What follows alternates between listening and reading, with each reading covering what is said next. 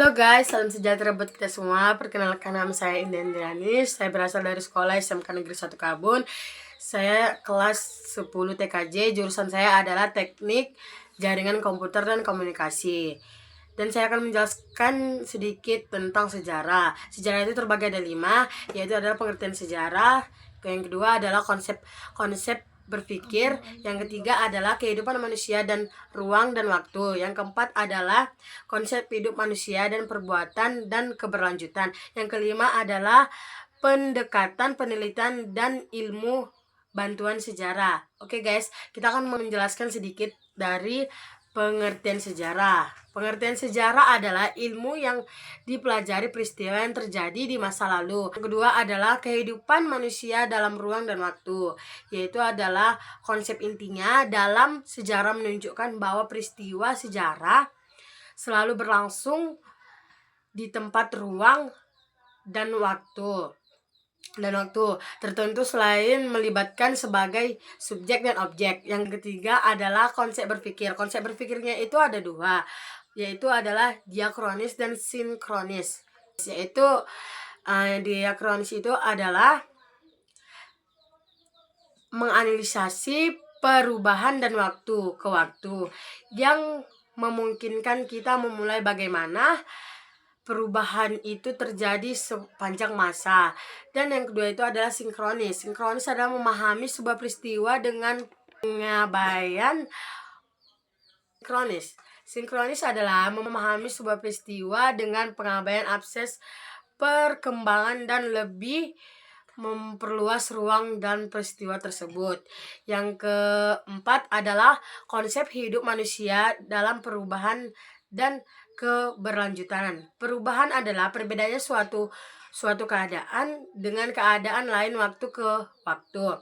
Dan lanjutan adalah suatu keadaan yang telah berlangsung lama, mulai dari masa lalu dan masa kini dan masa depan yang tidak dapat dipisahkan suatu sama lain. Yang kelima adalah pendekatan, penelitian, dan ilmu bantuan sejarah, yaitu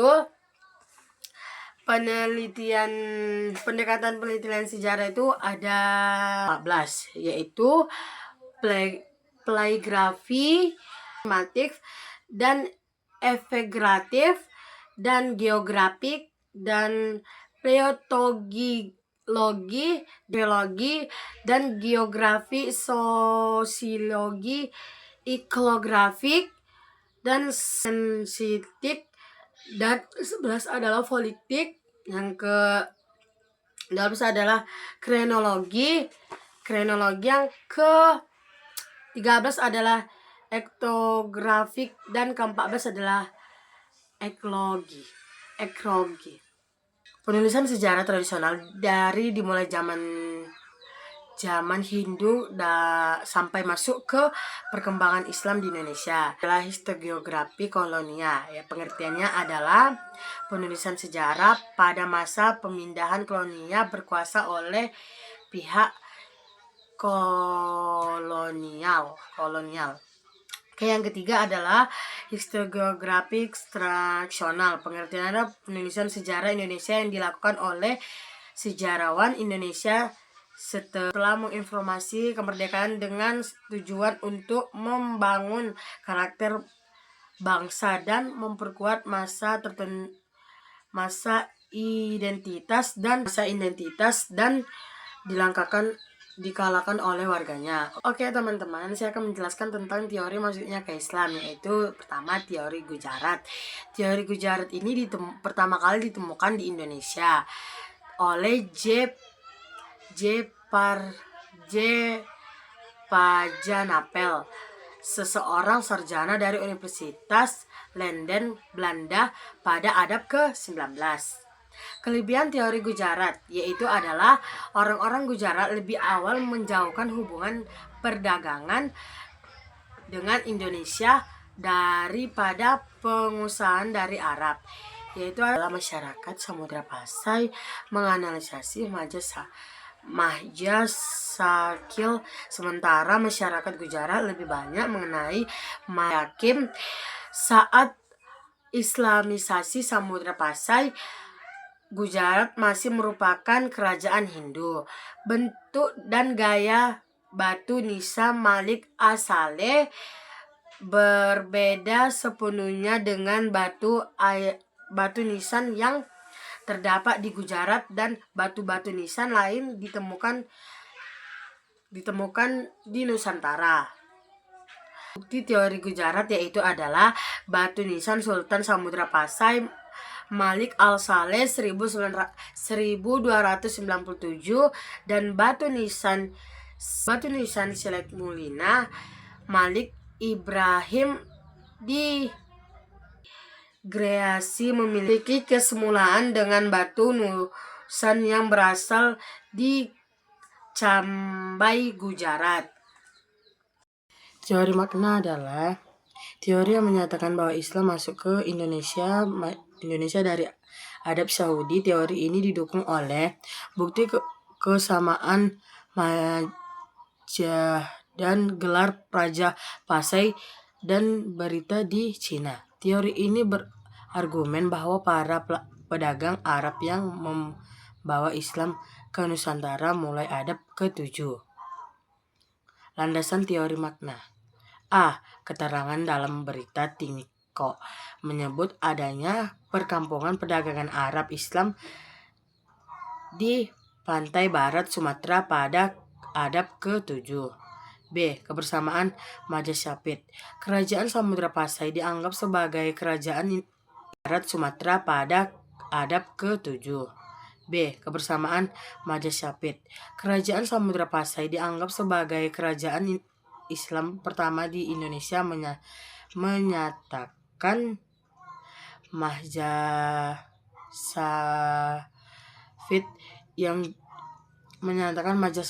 yang dijugakan mayoritas di Mesir dan Makkah. C. Gelar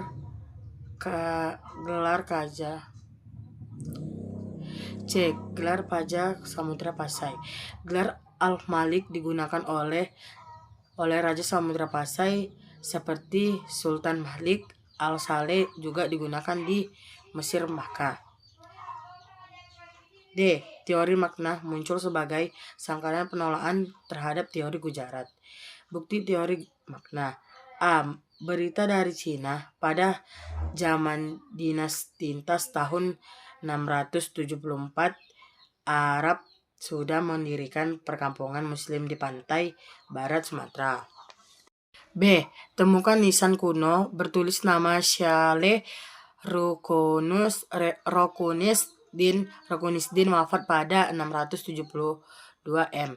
C. Naskah kuno dari Cina yang menyebut bahwa sekelompok bangsa Arab telah mempermungkinkan di kawasan pantai barat Sumatera Selatan Sumatera sekat 675 M. Kelebihan teori makna. 1. Mahjah di Arab di Indonesia sama menggunakan Muzab Safid. 2. Gelar Raja Pasai adalah Malik sama seperti Raja Arab. Kelemahan teori makna. Kelemahan teori makna adalah kekurangan bukti dan fakta yang menyelesaikan peran bangsa Arab dalam proses penyebaran Islam ke Indonesia. Teori Cina menjelaskan bahwa Islam dibawa ke Indonesia oleh pedagang dan perantau Muslim Tingko yang bermukun di Nusantara. Contohnya arsitektur masjid dan penulisan gelar raja. Pendukung kelusunan Tingko, Roden Pahta, dan adanya pengaruhnya Tingko dalam penulisan nama raja. Penyanggahan teori. Slamet Murjana, sejauhan Indonesia yang menjemukkan teori ini berdasarkan penelitian dan kronologi kelentangan sampo kuno. Isi teori. Islam masuknya ke Nusantara melalui pedagang Muslim Tingko. Perdagangan Muslim Tingko yang berdagang dari wisata di Pelabuhan Nusantara. Slamet Burjana berpendapatan bahwa Songgojuno memiliki kelurunan tingkok berdasarkan kronologi Kenteng Salmandokang. Kelemahannya, Kuang memperhatikan penelitian dari negara seperti Gujarat, Persia dalam menyebarkan Islam. Kelebihannya, mencerminkan realitas sejarah di mana tingkok menjadi penelitian pedagang. Teori Persia, isi teori agama Islam masuk ke Indonesia dibawa oleh pedagang dan pembangkit peserta melalui jalur mahrum. Teori ini berpendapatan bahwa pengaruh budaya Persia terlihat dan berbagai akses kehidupan di Indonesia. Kelebihannya adalah menjelaskan pengaruh budaya Persia dalam berbagai akses kehidupan di Indonesia, membantu memahami peran pedagang Persia dan penyebaran Islam, menawarkan penjelasan tentang adanya komunikasi syar'i di Indonesia. Dari video saya, mohon maaf jika ada yang kurang. Salam sejahtera buat kita semua.